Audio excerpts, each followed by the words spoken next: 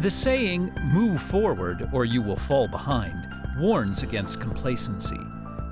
In this talk, Professor Frederick Ma, chairman of FWD Group and former Secretary for Commerce and Economic Development of the HKSAR, explains why Hong Kong needs reforms. He highlights how Hong Kong faces strong competition from mainland China, Korea, and other countries, emerging industries, geopolitical shifts, and rivals such as Singapore.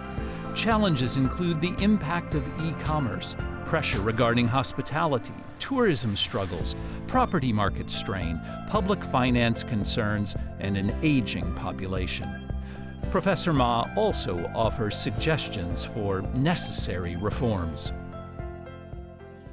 The topic I'm going to talk about today is why does Hong Kong need reforms? It's a rather Hong Kong-centric topic, but it will touch upon the three key words of the theme of the symposium, that is government, industry, and university. So I hope you don't find my speech too boring for friends from Germany. I'll try my best to make it interesting for you. First of all, I want to kick off the talk with the sharing of an experience that I had in 2004. In 2004, I was with the government. I was the Secretary for Financial Services and the Treasury. So I visited Korea, which is a very hot country these days, right? In 2004, when I was in Korea, I called on the Deputy Prime Minister of Korea. And I can never forget what he said to me during that meeting. We talked about a lot of topics, but one thing he said, "Mr. Ma, we used to watch Bruce Lee in Korea. Now Hong Kong is watching Dai Chang Gam." But for those of our friends from Germany, the Dai Chang Gam, this one, was a very famous TV series aired during that time that Hong Kong television carried. So I was a bit upset. This host was actually downplaying the importance of Hong Kong as a movie center, because in 90s, 80s, even before, Hong Kong was Asia's movie center. Actually, not just movie, TV, music. We were doing very well. But indeed, in 2000 or so, the Korean episodes were, this one particularly, was very popular. Why do I say this? Because since then, in the last 20 years, everybody in Hong Kong watch Korean episodes, TV episodes. Even my wife, who never watched TV, is hooked to the TV every night to watch Korean TV episodes. So they have done very well.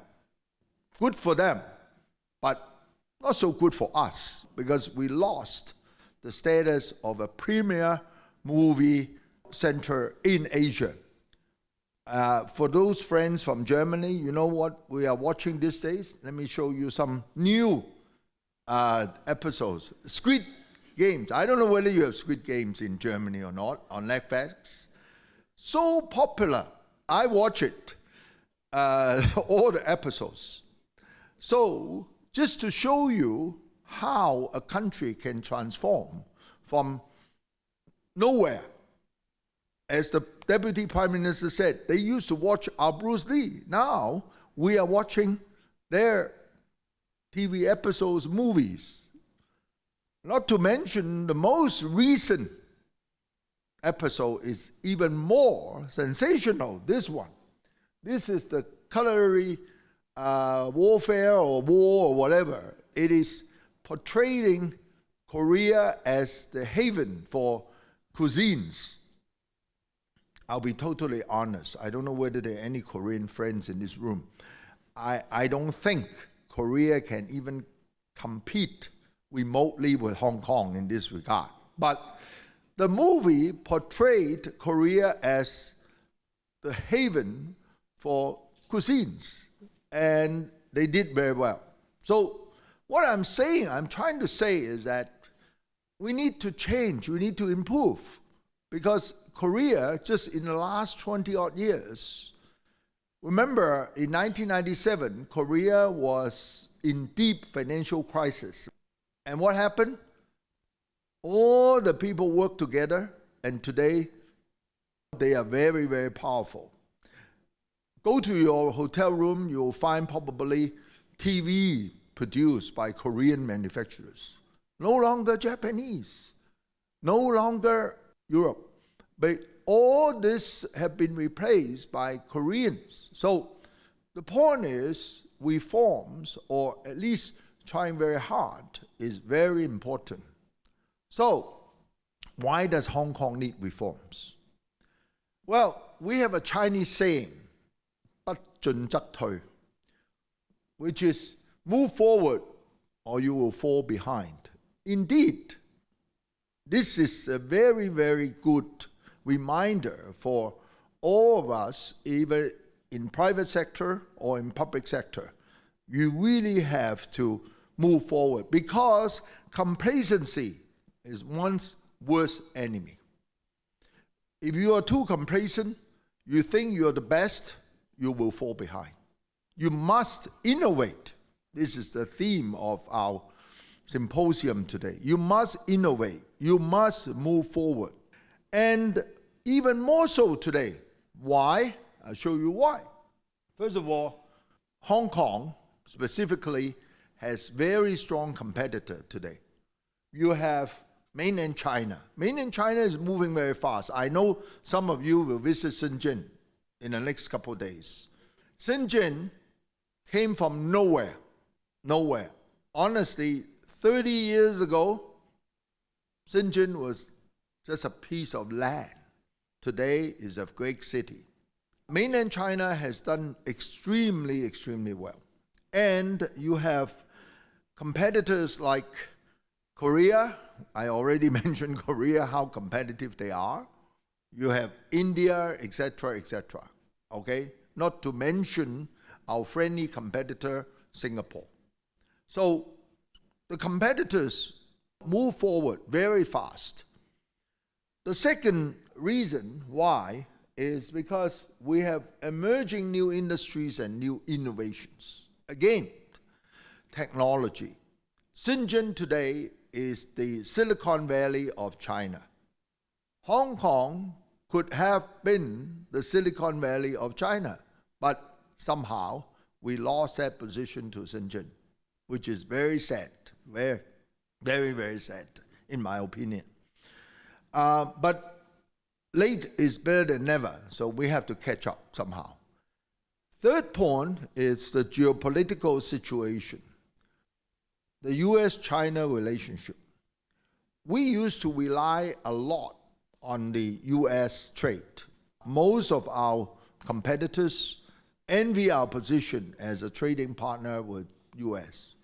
But because of the geopolitical situation, we have to look to other markets like ASEAN, Middle East, and even Africa for our trade.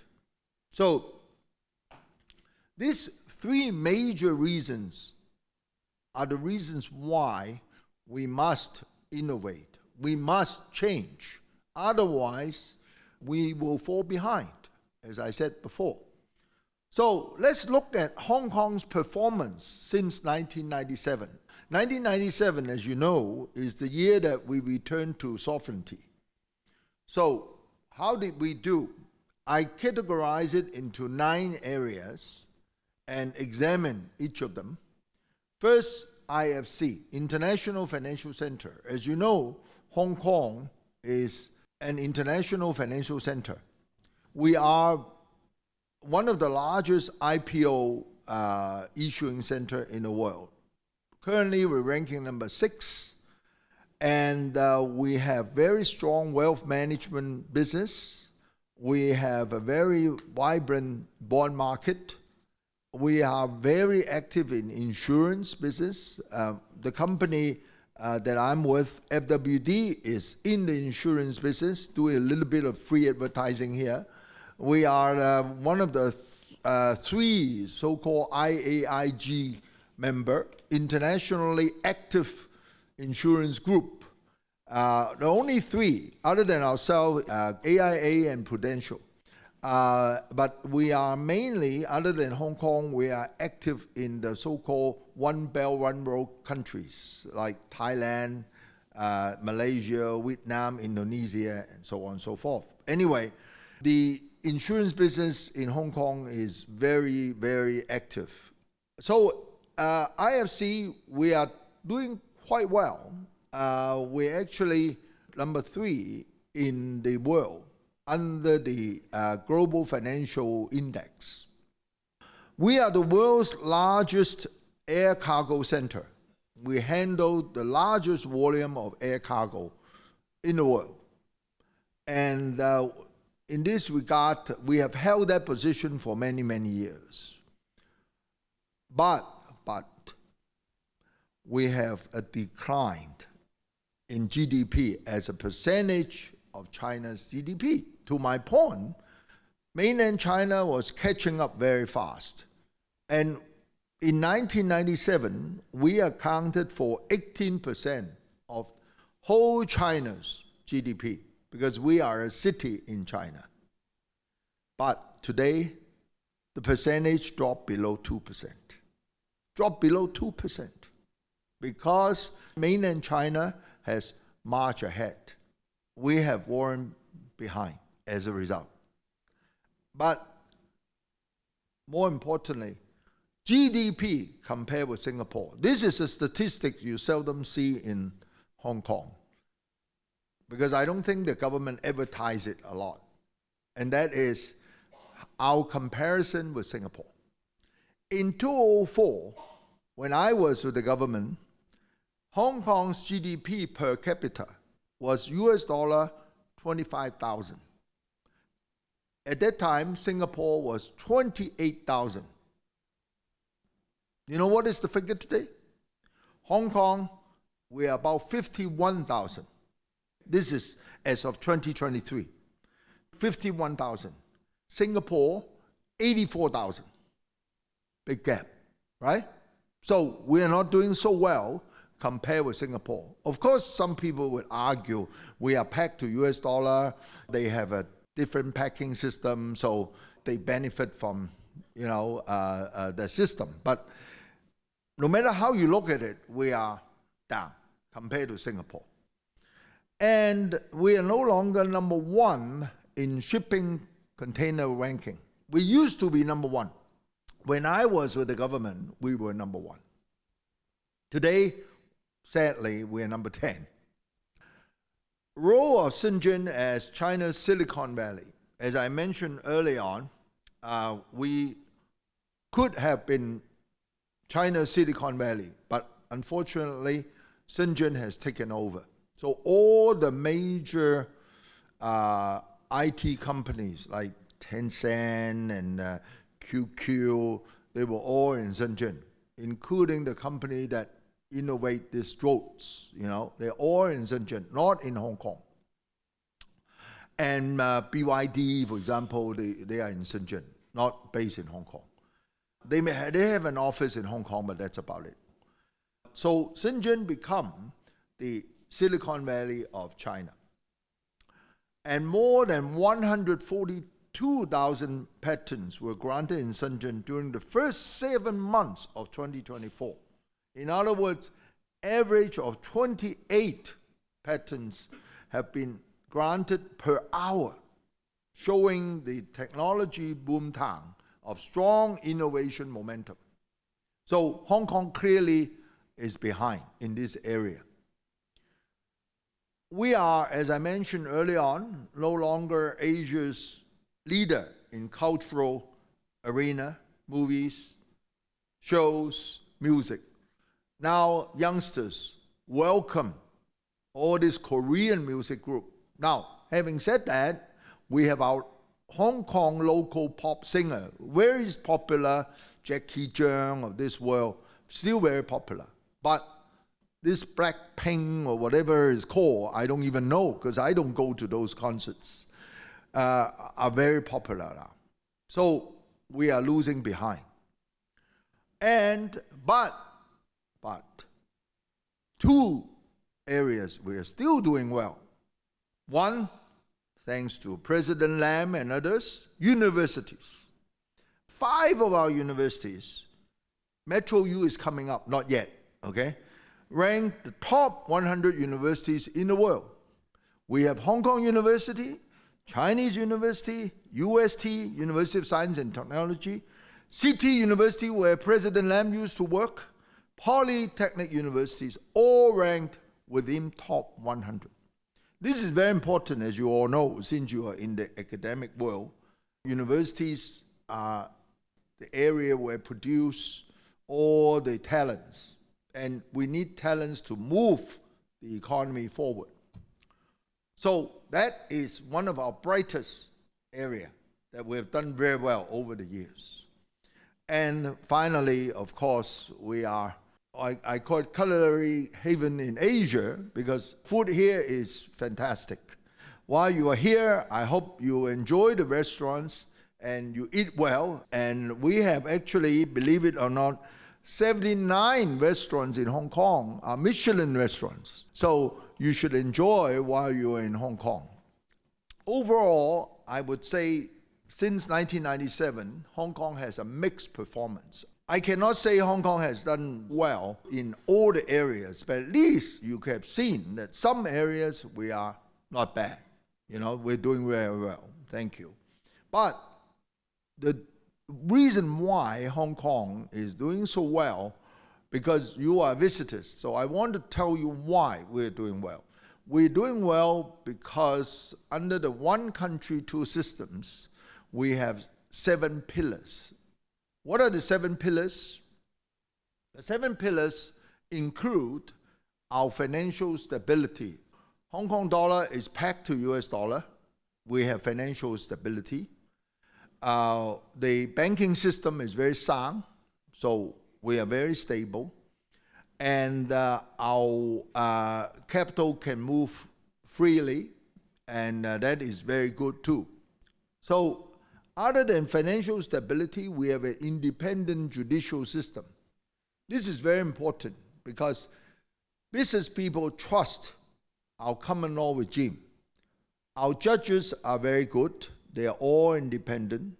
So don't trust what you read in the media saying our judge are influenced. They are really, really good and they are well trained. And we have a clean and efficient government. We do not tolerate corruption, and we have a very clean and efficient system. We have very high ranking from outside agency on our government's efficiency. We're very proud of that.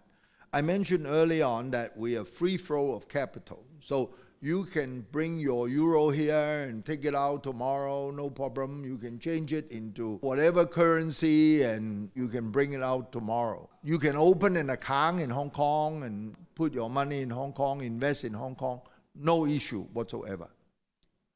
We have people and information. We have Google, we have YouTube. You can watch whatever you want on the social media. No restriction whatsoever. And we have, as I said, great universities, excellent education system, and we have talent diversity. We actually have attracted a lot of mainland talents to Hong Kong, but we welcome talents from all over. So if some of you, particularly young people who wants to move to Hong Kong, you're most welcome. And we have a great platform for you here to do whatever you like.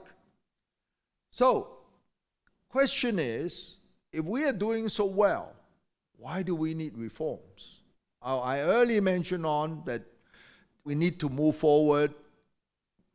There are a lot of competitors. But specifically, why do we need reforms in Hong Kong? So I'll tell you. First of all, the competitors all love to be IFC. Frankfurt, I don't know. But I can tell you, Singapore wants to compete with Hong Kong and take over Hong Kong. Shanghai wants to take over Hong Kong. Dubai wants to take over Hong Kong. At least those are in our region who wants to take over our position. That's for sure, because I know them very well. And they all say to themselves, I want to be IFC. So if they all want to be IFC, they are doing a lot of things to try to steal our position. We cannot afford that. And changing trading landscape. Because, again, as I mentioned before, the US-China relationship is such that we need to move away from US. Even China, as you know, the supply chain situation has changed. Now it's called China Plus One. So we have a change in our trading relationship. We used to trade a lot with US, Europe. But today, even you want to, you cannot. So we have to turn to ASEAN. We're trying to get into the RCEP. That is why. And we are looking at the Middle East market as well. And some are even looking at the African market. So that is the second reason why we have to change. We have to reform. The third reason is the pressure on retail sector. Early on, I urged you to shop in Hong Kong because we need all the help we can get. Why? Because of e-commerce, cross-border commerce, mainland's duty-free policy. What do I mean by that? MTR, of which I was chairman for a few years, did such a fantastic job that you can go from Hong Kong, cross the border in 50 minutes. So many of the Hong Kong citizens take advantage of that quick system and go to mainland China to shop. So as a result, Hong Kong's retail space faced problem. And also, technology changed people's shopping pattern. Today, many people shop on Taobao, all this commerce platform. So they do browse the shopping mall, but they just look, they don't buy. That is why the shopping mall has a lot of people, but they all just look and then go home, or not even go home, use their mobile phone, order from China right then and there. So the e-commerce caused problem. Third reason is because many of the mainlanders used to come to Hong Kong to shop because we are duty-free, we don't have any tax. Instead, China many years ago practiced this duty-free policy in places like Hainan. So they can get duty-free quota in Hainan Island. So they, instead of getting a visa to come to Hong Kong, they just go to Hainan to shop. So all those reasons cause our retail sector to drop quite a bit. Give you an idea, the value of total retail sales in September 2024 declined by 6.9% compared with the same month in 2023. The revised estimate of the value of total retail sales in August 2024 declined by 10% compared to a year ago. So that is why our retail shop space value has also gone down, because nobody is interested in shopping physically anymore. Another reason is our hospitality industry. Thanks to you, our hospitality, the occupancy rate has gone up a little bit. But otherwise, we are in trouble because our occupancy rate in 2024 June stayed at around 81% compared to 90% pre-COVID in 2018. So we're not back to the pre-COVID level yet. But also because some of the mainlanders who visit Hong Kong feel that our rates are too high. As I mentioned before, the MTR is so good, they travel back to mainland to stay, where rooms are cheaper. They come across and take some nice photos at the harbor front and at the peak and go home in the evening. So again, that hurts our hospitality business. And property sector, as a result, suffer from the retail space as well as office. We used to charge, for example, in one of the Grade A building, IFC, over $200 per square foot. $200 per square foot. Today, you can probably get it around 100, 120, with nice harbor view. So it has gone down a lot. Anyway, the final point why we need reform is actually related to our public finance concern. If you have arrived at Hong Kong a few days ago, the most stunning news was that our deficit will reach 100 billion Hong Kong this year. That is a big number, but I won't bore you with all the numbers because you wouldn't be interested. But one thing you should know is aging population. I'm so happy to see around this room, most of the attendees are young people. But if you go to another function, you probably see a lot of people with gray hair. Why? Because 1 in 3 people in Hong Kong in 12 years' time, will be 65 and over. So we face an aging population. Our birth rate is one of the lowest. People are just not keen to have babies. They are more keen to have dogs and cats instead. So as a result, what does that mean? That means it's putting pressure on healthcare expenditure, it's putting pressure on all sorts of social welfare, and already in a deficit situation, the situation would aggravate instead of improving over time. So we need babies, right? We need, more revenue.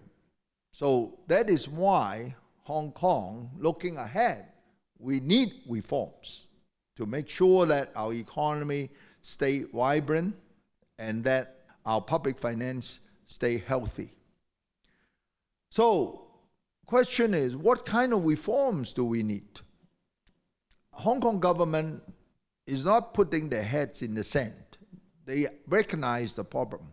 We have a very capable chief executive who is really, really hardworking and trying his best.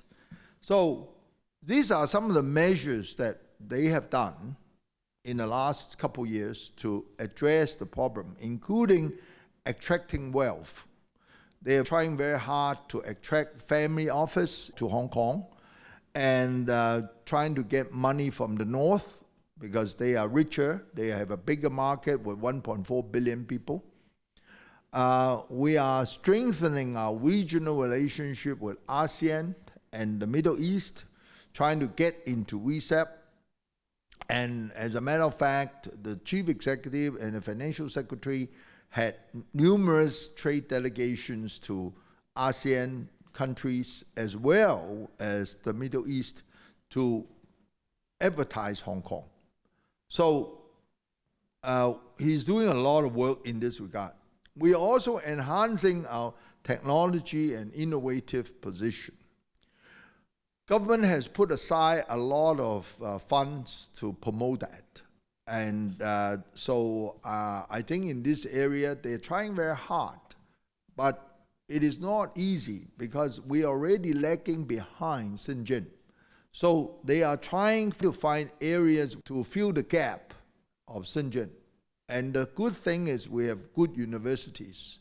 So hopefully we can catch up. But to be fair, it is not an easy thing to do. The government recognized that. And in his policy address, the chief executive said that government is setting up a 10 billion Hong Kong I&T industry-oriented fund to boost life and health technology. Now that is an area that we we have an edge because we have very good hospitals and we have very good medical school. AI and robotics, semiconductors and smart devices and new energy are also areas for emphasis. Now again, those areas, I think we have an edge. Again, thanks to our great university. So I'm not so pessimistic about that area. I think there are areas where Hong Kong can do very well, better than Shenzhen or any other countries for that matter. So the next one, what kind of reforms do we need? Government is organizing many events to boost visitors' number. We have a lot of visitors every year, over 40 million visitors visit this city. Mind you, we only have about 7 million population, so the ratio is very high. But the key is that we need more of them so that they would stay in nice hotel like this. They would go to our good restaurants. That is the key. And so government is organizing a lot of activities to attract tourists to come to town. We just introduced the multiple visa system, so people in Shenzhen can come to Hong Kong anytime they want. And this is very good, so they would spend more here. And on public finance, government has publicly announced they need to curb the government expenditure to put the public finance into order. The financial secretary said that our budget will be balanced in the next 3 years or so, 3 years later, that is. I hope he's right. And then we also have attracted a lot of talents. About 160,000 talents from all over the world have come to Hong Kong in the last year or so. This is very important because we have some migration. We have some migration over the last couple of years to UK, to Canada, to US, to Australia. There are lots of people also coming to Hong Kong. So what I'm trying to say is that the government recognized the problem and they are doing a lot of things. So I'll just add my 2 cents, what I think government can do more in this area. The first is to enhance collaboration with the CPG. CPG stands for Central People's Government. In other words, Beijing. What do we have to do? We have to facilitate capital raising activities, more IPOs in Hong Kong and all that, and system reforms. What do I mean by that? I think we have heard some people saying our listing costs too much money, takes too long, that sort of thing. You need to streamline to make it easier, more friendly for companies to come to Hong Kong to get listed. And I'm talking about trade digitization, potential supply chain hub role, and international networking expansion, stuff like that. We need to do more. They're already doing quite a bit, but I'm saying we need more of that. And we need industrial reform. I always felt that we should attract more international company, including company from Germany to come to Hong Kong and open up factories, tapping the Greater Bay Area market. There's huge potential. If you can open a factory in Hong Kong, we don't have land in the past, but now we have the so-called Northern Metropolis, which is basically new area. And when you have land, you can build factories. Factories then tap the Greater Bay Area market, which is an 80 million people market, huge. This is what we have to do. And we have to utilize the technology and innovation to tap the Greater Bay Area market. And for tourism, I honestly felt that we need fresh attraction. Years ago when I was in the government, I proposed to the government to build more golf courses in Lantau Island. Of course, people say you have a personal agenda because you are a keen golfer. No, I really think that golf is a very good industry because it attracted business people and it attracts high spending. but my proposal was killed. Hopefully, government will revisit the idea, and there are many things that I think we can do to add new attractions to Hong Kong, other than Disneyland, Ocean Park, which have been in existence for over 20 years. We need more new things. Maybe a BMW museum in Hong Kong, for example, because BMW is very popular in Hong Kong. So we could have a BMW museum in Hong Kong and feature all the vintage cars and all that. Just an idea. Anyway, strengthen our food haven reputation. We could develop some more harborside eating outlets to capitalize on our beautiful harbor. Anyway, I think we need to do something about our public finance reform, because I've been in the government before, so I'm not in a position to tell the government what to do. That's not right. I never do that. But I think that the government must face the aging population issue, because that issue will not go away. I mean, it's a reality that we're all getting older, not younger, with the low birth rate. So the entire population will cause us a lot of headaches from now on. So we need to do something. As to what to be done, I leave to our government officials, because they are the ones who get paid. I don't. So anyway, I promoted what I call the collaborative approach to reform. I believe that reform is not just government duty. The private sector also need to do something. What can they do?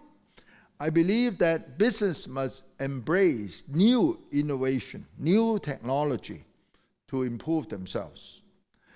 Not just technology per se, but ideas. I give you an example. Just 2 years ago, I think, my son-in-law told me he's going to Guangzhou. I said, why you go to Guangzhou and take my grandchildren? He said, I take them to ski. I said, what? Ski in Guangzhou? Which is hot city. He said, yeah, there's a ski resort within a shopping mall. Of course, we have seen it in Dubai years ago, but they introduce it in China now. Guangzhou, Shanghai, they have ski center within the shopping mall. Hong Kong, sorry, you can't find. So he's heading to Guangzhou to do that. Just an example. We need to have some government and private sector partnership to enhance our facilities, and the private sector could also contribute some money to help the government in this regard. I think it's important to improve our service. I was recently in a local cafe, and I said to myself, no wonder no tourists want to come to this cafe, because I was sitting there for 10 minutes, no service whatsoever. No, the waiters walking around, but they just ignore me, thinking I'm invisible. You can treat me like that, but if you treat a tourist like that, what's your impression? You have a bad impression, right? And you say, no matter how bad our service is, you have to come. That is wrong. So we need to improve service. So this is what the private sector can do.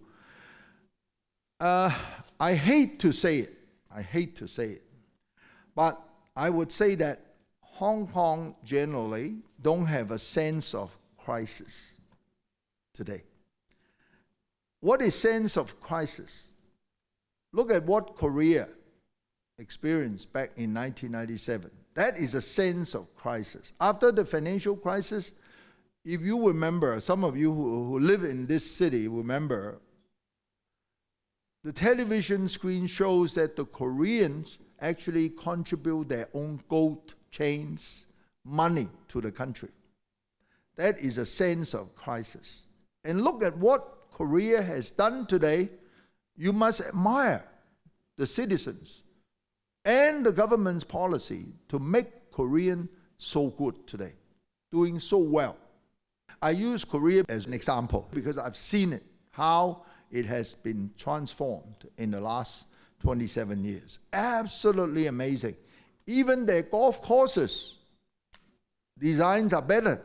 I was recently in Korea. I was so impressed by the facilities, by the golf course, and the young people, because my friends who don't go to Korea that often said, oh, let's go to an Italian restaurant to eat.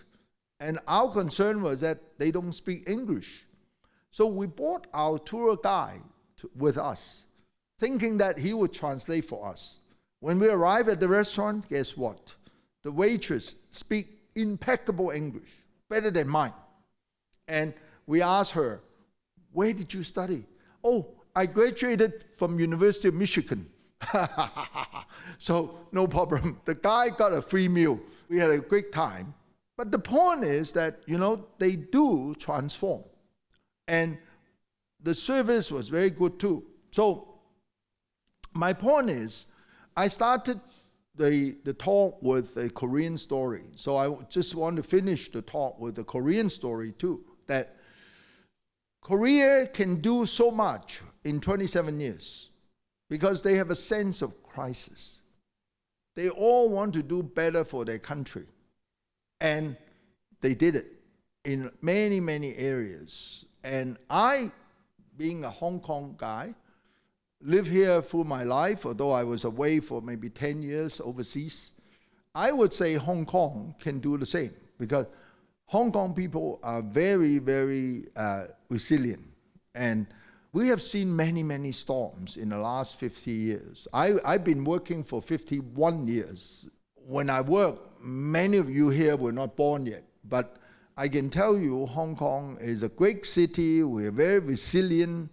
And we are actually a very innovative group of people. So, having seen Hong Kong's economic development for half a century, I have no doubt we can do it. But in spite of all this problem, I think we can do it. What do we do? What do we need to achieve that other than good government policy, other than government's effort? I think next slide will show you what we need. We need add oil and let us be hungry again, like the 70s and 80s. We're not hungry enough. Like Steve Jobs said, stay hungry. We're not hungry enough, in my view. I'm hungry, but not everybody is hungry. We need hungry citizens to make this city great city.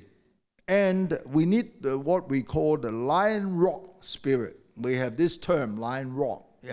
If you don't know what Lion Rock is, I'm sure your friends at Metropolitan University can introduce you the Lion Rock spirit. And most importantly, in Hong Kong, we have this habit of blaming everything on the government. If it's not going right, it's the government. That is, in my opinion, as a former government official, wrong. We have to do our part as well as a citizen. So my last advice to Hong Kong, if we want to reform well, if we want to do well, this is my advice. Don't just ask what the government can do. Ask what we can do for Hong Kong, our home. This is our home. So on that note, I finish my talk. Thank you very much.